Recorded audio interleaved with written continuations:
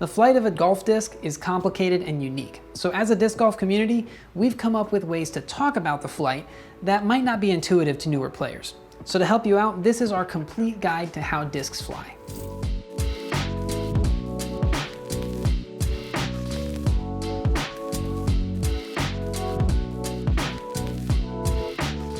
The baseline for talking about how a disc flies is flight numbers. Flight numbers don't matter! A good baseline for understanding how a disc is going to fly is flight numbers.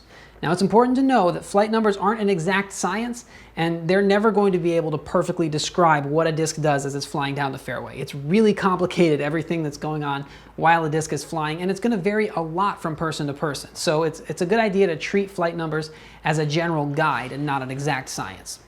Also, it's important to know that you can't exactly compare flight numbers between companies because different companies are going to use different scales for determining what their flight numbers are, so it's best to just use flight numbers within one company. Also, discs are going to vary a bit, whether they're domier or flatter, or maybe the parting line is higher or lower, and that can change quite a bit about how a disc flies. And so generally, when we're deciding on what flight numbers are, we try to hit the average of what that disc will do.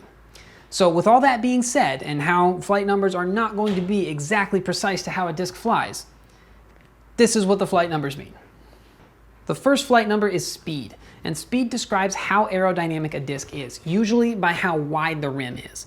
The wider the rim, the more a disc is going to cut through the air and the more distance potential it has, but also it's helpful to think of speed as a requirement.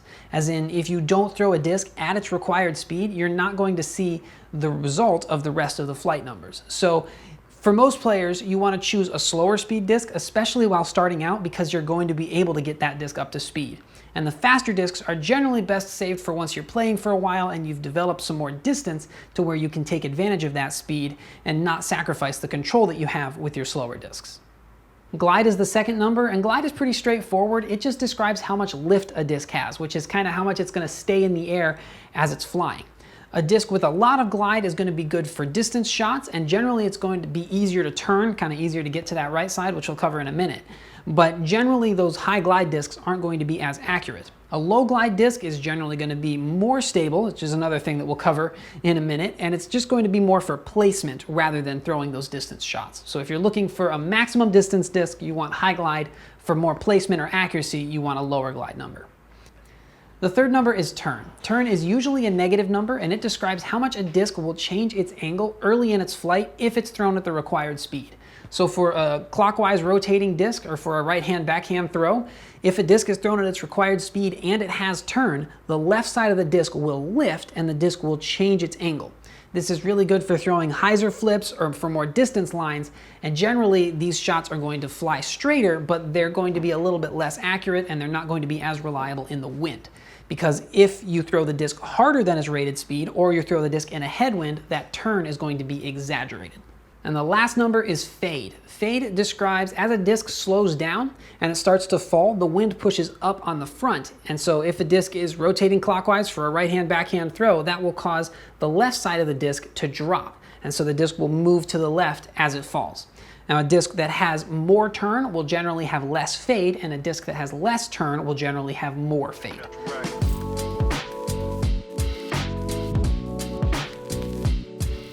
Ultimately, the four flight numbers describe a disc's stability. Now, stability is something that the specific definitions can kind of change based on your region, and I'll get into that in a second. But first, let's talk about some things that are universally true. A disc that is overstable is one that doesn't turn and has a strong fade at the end of its flight, and a disc that is understable is one that has a good amount of turn and not as much fade towards the end of its flight. Stability is most useful when comparing two different discs. So if you have two discs and I were to say that one is more stable than the other, that means it's going to have less turn and more fade relative to the more understable one that's going to have more turn and less fade. A lot of the confusion comes when talking about discs that kind of fall right in the middle.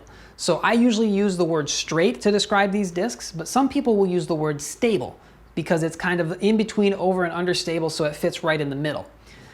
Personally, I think that the word stable should tend to mean an overstable disc because it's, in my head, it's like complete stability is all the way towards overstable, but that's why I tend to use like straight flying or a neutral stability rather than the word stable for that. And if I say a disc is stable, that usually means that it's really overstable rather than really straight flying. But again, this is going to vary based on region, so I usually just try to compare discs to other discs using the words more overstable, more understable, or has more stability to it.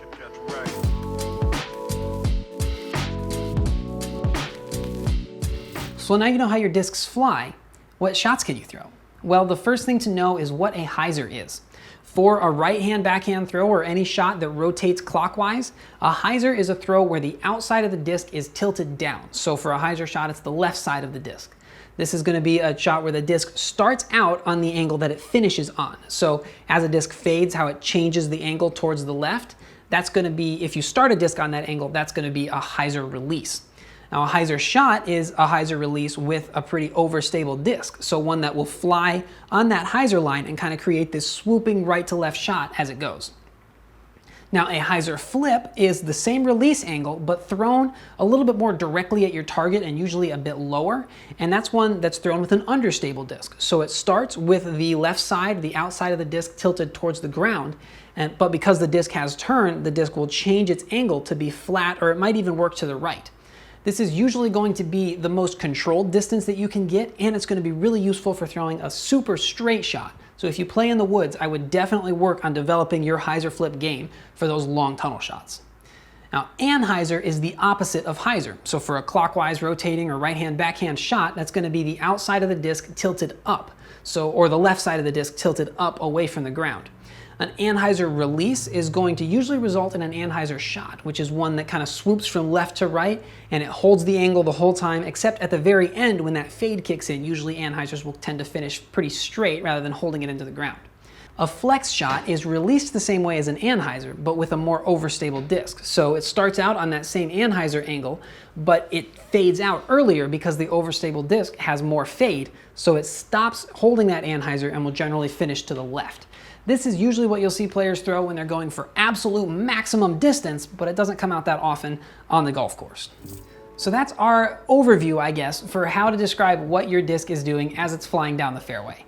This is not going to be a complete guide because there is a lot more details we could get into, but for this video, we've covered at least the basics, everything from flight numbers down to what the word stable means. Let me know down in the comments what you think the word stable means in your area and how you would describe your favorite shot to throw. Make sure you subscribe for more beginner's guide content from Dynamic Discs and videos that'll help you become a better disc golfer. We'll see you next time.